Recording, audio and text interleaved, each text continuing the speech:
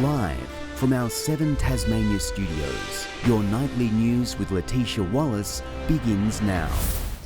The battle lines are being drawn over climate change, with the Tasmanian Greens launching its election candidates on the back of the issue. The state government is also putting its best environmental foot forward, unveiling details of a new round of grants aimed at cutting back waste. Penguin Composites is keen to go green. We've got to get rid of our rubbish somehow. The manufacturer recently gave its recycling policies a big clean out, slashing waste by more than a third. It's an ongoing culture that you need to implement to actually make the program continue on. Soon, more local businesses can follow suit when another $200,000 worth of government grants open up later this year.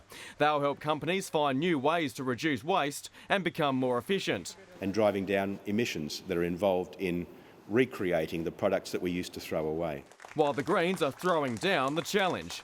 Given the code red that humanity faces, Australians must vote Green. Launching its candidates for the federal election off the springboard of climate change. 3 of those running are quitting their jobs to contest what that party calls the most consequential election in our history. The commitment and the courage that our candidates are showing at this critical juncture in history is, I think, a good example to all Tasmanians of how serious the Greens are about this federal election. On both sides of politics, the heat is rising. Tom Johnson, 7 Tasmania News. Major landslides have caused the closure of the Zeehan Highway between Anthony Link Road and the Lyle Highway turn-off to Strawn. It's expected the closure will be in place for a number of days. Motorists travelling between Burnie and Queenstown will need to travel via Zeehan and Strawn, which will add a significant amount of time to their journey. Rescue teams have delved deep into Mole Creek caves, learning special skills which could save lives. No one knows that better than caver Dave Woolscobb, who spent 18 hours underground following a frightening fall last year.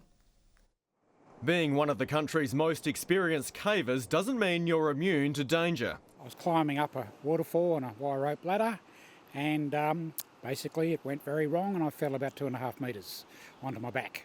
Dave Woolscobb's body temperature plummeted to 32 degrees, well below the normal range, and the 18-hour rescue from Mount Cripps near Cradle Mountain had plenty more challenges. Unfortunately, in one spot the stretcher and me would not fit, so they had to take me out of the stretcher onto a backboard and drag me about 20 metres.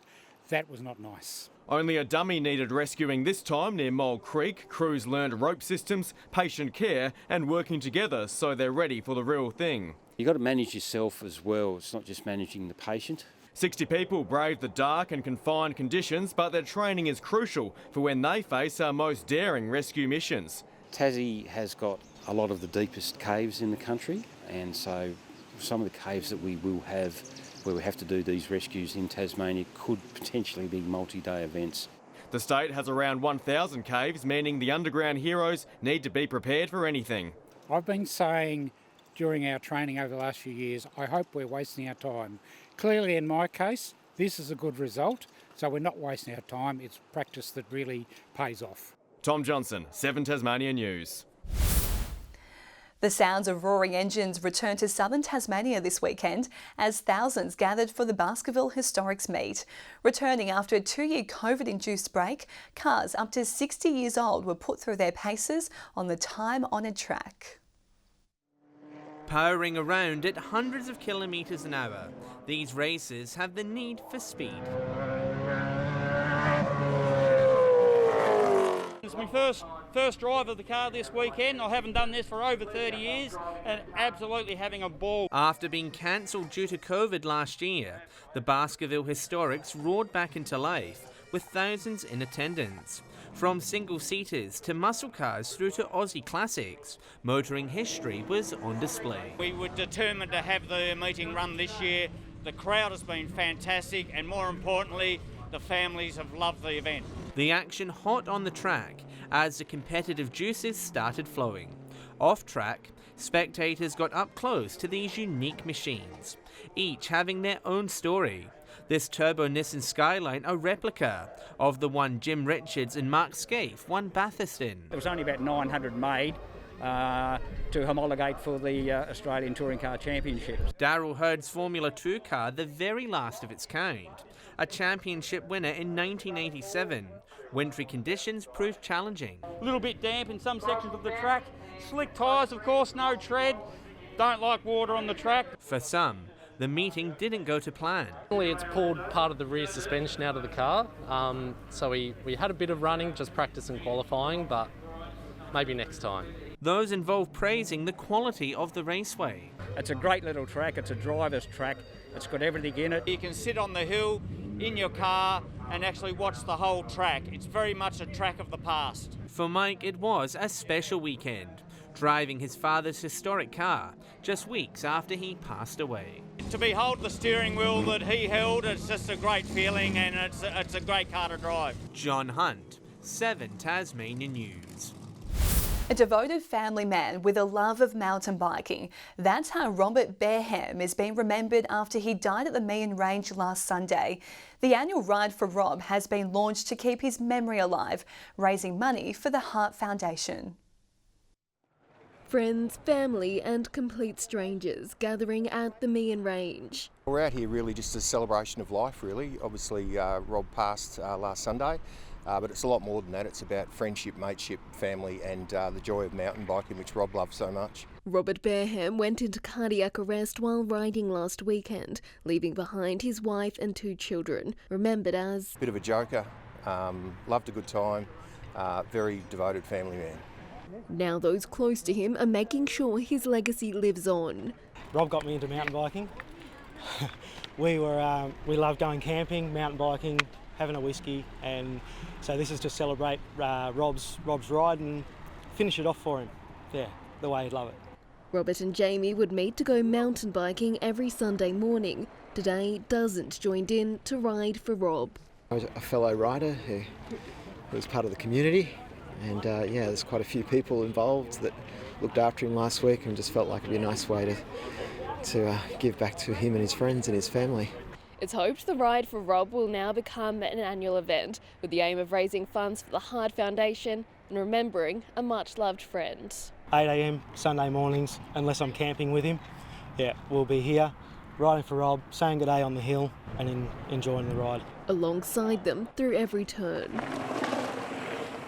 Meg Sides, 7 Tasmania News. Around the world, dogs and their owners have taken to the street for the great global Greyhound Walk. In Hobart, dozens turned out, many still dressed in their winter woolies for some much-needed puppy love. It started in the UK in 2011 and has grown so popular that all around the world today we're walking with our greyhounds to promote greyhounds as pets and show people what beautiful dogs they are to have as a pet. 22 countries are expected to take part in the walk this year as the breed continues to grow in popularity. Locally, Glenorchy has been crowned the best women's footy team in the state after defeating Ulverston in the inaugural statewide final at North Hobart Oval. The Magpies taking control of the game after quarter time on their way to a 13-point win. Regional pride and the chance to be a state champion were on the line today as Glenorchy and Ulverston did battle. It was tight and tough early on as both teams refused to give an inch.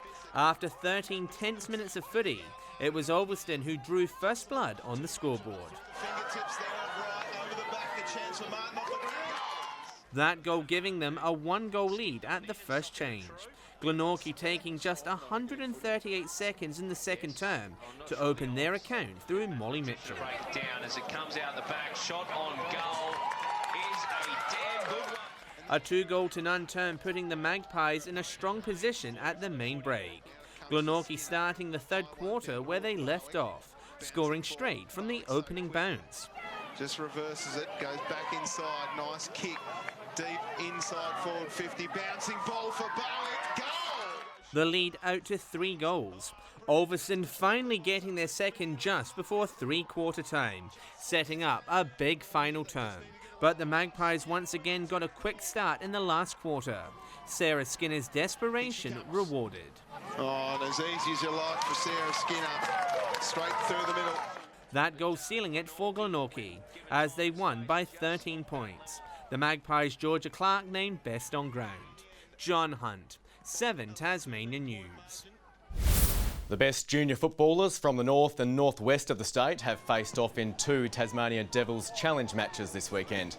Friday night saw the under-15 elite girls play under lights in Penguin, while today it was the boys' turn in atrocious conditions at Latrobe.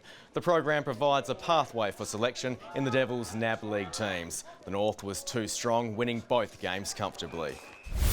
Senior jockeys have refused to ride at today's race meet in Devonport. The Tasmanian Jockeys Association says members are no longer being consulted over the state of the track before racing, going against normal convention. Only one senior jockey rode in today's meet. The rest of the field was made up of juniors. Good evening. 18 in Hobart today, 14 across Launceston, Burnie and Devonport. 19 was the state's top at Friendly Beaches, Strawn and Lowhead 14 and 15 at Flinders Island. On the close-up shows a frontal cloud band over the northeast of the state. Further out, a frontal cloud band extends from the Bight to the southeastern states.